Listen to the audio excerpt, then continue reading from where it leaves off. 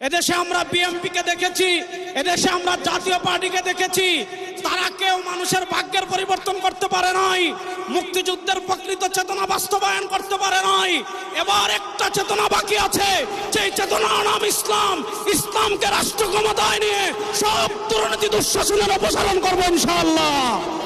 সোহরাওয়ার্দী উদ্যানের এই লক্ষ্য জনতার কাছে প্রথম যে কথা আমি বলবো সেটা হলো 2024-এর জুলাই আগস্টের গণবিপ্লবের পর আমরা একদল খুনিকে তাড়িয়েছি, তাড়ানোর 9 মাস হয় নাই আর একদল খুনি বাংলাদেশে তৈরি হয়ে গিয়েছে।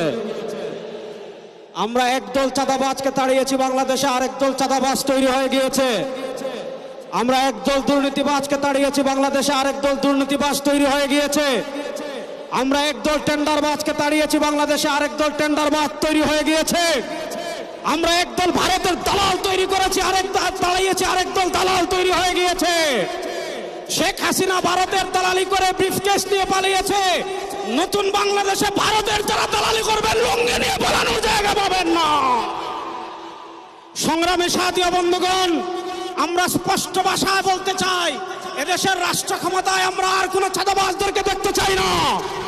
এদেশের রাষ্ট্র ক্ষমতায় আর কোন টেন্ডারবাজকে দেখতে চাই না। এদেশের রাষ্ট্র ক্ষমতায় আর কোন ভারতের দালালকে দেখতে চাই না। ইসলামকে রাষ্ট্র ক্ষমতায় নেওয়ার জন্য প্রস্তুত আছেন না ইনশাআল্লাহ?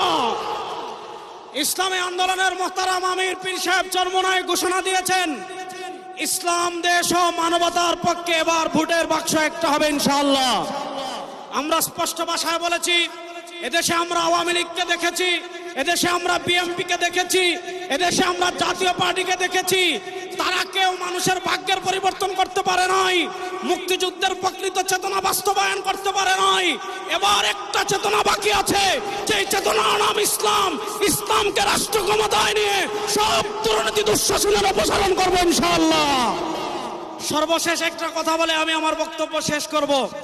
আপনারা জানেন, সমাজের বিভিন্ন জায়গায় যখন দুর্গন্ধ ছড়িয়ে পড়ে, দুর্গন্ধ তাড়ানোর জন্য বাতাসের প্রয়োজন আছে না নাই?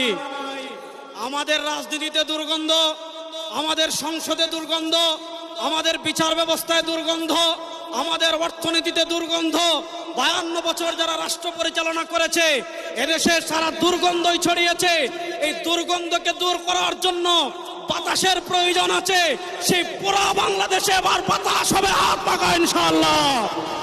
সেই হাত পাখার বাতাস ছড়িয়ে দেওয়ার জন্য প্রস্তুত আছেন না নাই? আরে ভাই, আমাদের কোন মার্কা আছে? ইসলামের পক্ষের কোন মার্কা আছে? মুক্তিযুদ্ধের প্রকৃত চেতনার কোন মার্কা আছে? ভারতীয় আধিপত্যবাদ মোকাবেলার কোন মার্কা আছে? ওরে কোন সে মার্কা?